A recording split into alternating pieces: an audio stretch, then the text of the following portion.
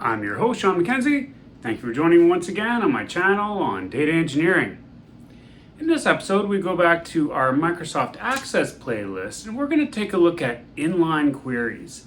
Now, inline queries are so handy when you're starting to develop some queries that are sort of beyond normal complexity and you need to do a little bit more. Now, inline queries are really cool because they're going to allow you to have a query as a field, or put a query into the where clause, or put a little query into, say, your joins, so that you can have a sort of pre-filtered data set which is faster, more performant, and also can allow you to do more complex things. Let's get to it. Looking for more resources for your project? Make sure to check out the additional links in the description. Okay guys, well, first of all, what are inline queries? Well, inline queries are queries that are written directly inside a statement rather than being defined as some kind of standalone or external process. And in databases, you can sometimes hear people refer to them as subqueries, embedded queries, or inline views. And in Microsoft Access, these are queries that you may actually see in the query grid or the query designer in Microsoft Access. Okay guys, today we are going to use this nice little Northwind Starter Edition database. It's a nice little database that we can use to do some queries, and so you can just download that as you saw there in the picture. I've put it into this folder here, this dev folder with Access Inline Queries, and that's what we're going to work with today. Okay, so our first query today will be related to orders in the Northwind database, and we'll use this sort of navigation setup that they've created for this. You can go into the orders section there and you'll see this orders summary query, and it's a query that has lots of different fields in it. And we're kind of interested in the order total for this query. So what we want to show in our query is we want to see all of the orders that were an order total greater than the average of all order totals. And this is a very common kind of business query that you will run into as you design more and more databases. Applications, you'll find that you need to do things where you compare to an average over a domain or something like that. And so we can do that nice and easily using an inline query, and so we could go ahead and put that one in. So we'll create a new query. I've hit save on that, and so I'm going to give it a name. I'll call it order totals above average, and that's going to give us a nice little canvas to work on. And as you can see, this pops up in the Monaco SQL or query editor, which is new for Microsoft Access. And we've got our select statement started there, and Monaco is really great. It allows us to have a nice organized view of our SQL statements, and it's something that we've been waiting for a long time from the Access development team. And this is fantastic that we now have an editor which is worthy of the SQL that we put into it. And the query grid is very nice, but it only goes so far after you really start developing. After a while, you do start using the SQL editor quite a bit more in Microsoft Access, and that's what we're going to use here. So today what we're going to do select star from our order summary query that I showed you before. We're going to do where order total is greater than, and then we're going to do that inline query here. We're going to do inside of brackets, we'll go select average, and then we'll do our bracket and then square brackets around order total, because that has a space in it, the field name, from order summary, also in square brackets. And that's going to allow us to get that average there, and we can now compare against it in our query. So there we go, we have select star from order summary, and that is our order summary query there, or it could be a table if you had a table, where order total is greater than, and then we're getting this value back from our select average statement. And so that's going to be our inline query. We're using that for a comparison in the where clause, and if we hit datasheet view, you can see now we have all of the order totals that are greater than the average. And so that's very, very handy. Now note that you can also use a domain function for this, one of the D average, I guess it would be DAVG, and that could be used for the same effect, although it is a little bit more limited than using a query like this. And so there we go, we can see our query in the data grid view, and you can also build your query in the data grid view, your subquery or inline view, and you can do things like use access functions like I'm using here, where you can do the nz function or nz function to give a 0 instead of nulls in the case where there's a null, and that's going to clean up your output a little bit. And so if we run our query now, you can see that we have a nice tidy order total there of all of the orders that are over the average. And you can see as I flip back and forth between the SQL view, the nice little functions that I've used in the grid are transposed or brought over into the SQL view. So we have our nz function there with the order total or 0 inside of our inline query here, which is allowing us to do our comparison. And that's exactly what we want to see there. We've got our nz in there, that works famously, and we are good to go.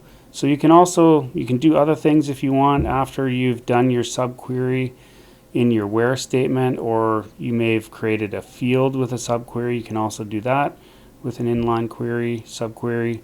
As they're called, you can order your results just like we see here, and now we can see our order totals in descending order for all of the orders that are above the average value order in the query, the source query that is, or source table. And so that's great. In our next example, we are going to go back to our tables here. We're going to create a new query again, and this time we are going to put an inline query as a source table, or source query in this case, for our main query. And so we'll save this, we'll put a name on it. I'll call it with products with line count. And so this is going to give the number of order lines for every product. And so let's go ahead and do that now. So we have our select statement here. It has been started by the editor there, and so now we can do something like we can say select from products, and I'll use an alias here. I'll use PRD as our alias, and that's going to make it nice and easy for us to make a tidy SQL statement. And also note that I am not selecting the fields yet, because we don't want to do that until after we make our joins and select the tables that we're going to use, or select the views in this case. So now note that I put join in there, so we've got our from products as PRD, and then we're going to join, and in our join we're going to use an inline query so that we can have the line count for every product. So we're going to join that in as a very simple inline query here. And so we can go join select from order details. That's a completely different table, and we're going to group by product ID.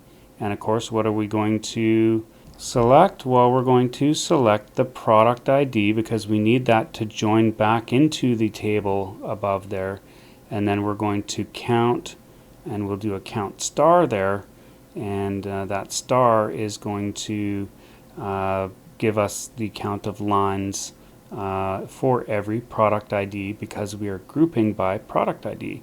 Now if I do a little spacing here in our nice new editor, we can actually create a nice little SQL statement, and we can move our query around so that it looks a little bit better, and we can see that it's indented since it is a different query. It is an inline query, and it's going to be executed here before the main query gets executed. And so we can get this nice little summary query right inside of our main query. And so now we can use that and we can join that back in. So we also have to use an alias for this one. So we're going to call that PRC. We'll say as PRC for product count, I guess we'll call it. And then now we have a PRD for products and PRC for counts. And so now we can do the on part of our join statement. So we'll do on prd.productid equals prc.productid. And that's going to give us what we need to see there. So once we have those joined up, we now have a single statement, and it has a subquery with all of the totals for every product in our products table, which we've selected as PRD. And so there we go. We've got our PRC selections. We're joining those with the IDs, and we are good to go. So now we can do something like select some fields, and so we can use the editor features by typing in our alias and then a dot on there, and it'll give us field names that we can choose from. And in this case we can go PRD dot, and we can choose what we want from the main table. We can choose 3 fields, or we can choose 10 fields, whatever we want from that table or source query, as the case may be.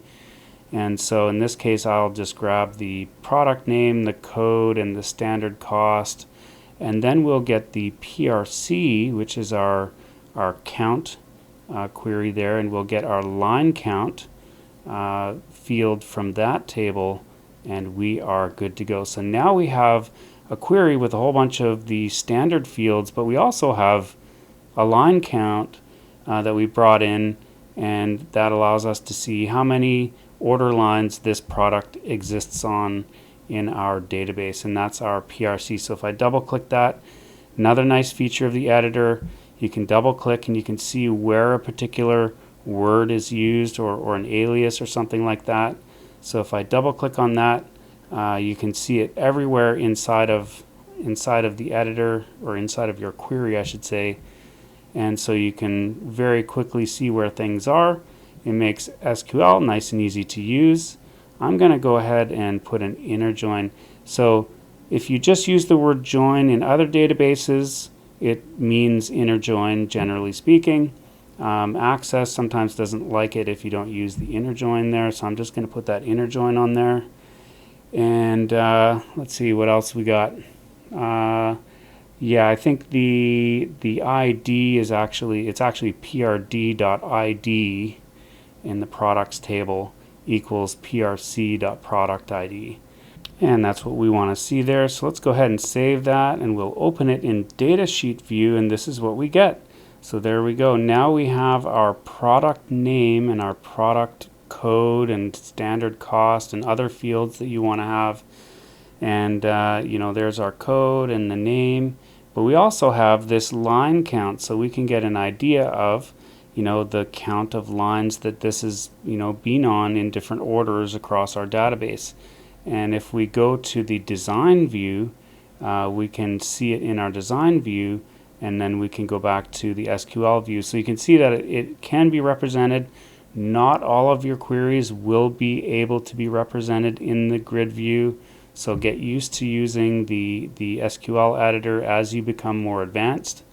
There's our inline query, and that's exactly what we want to see there. And so nice little result, gives us exactly what we want to see.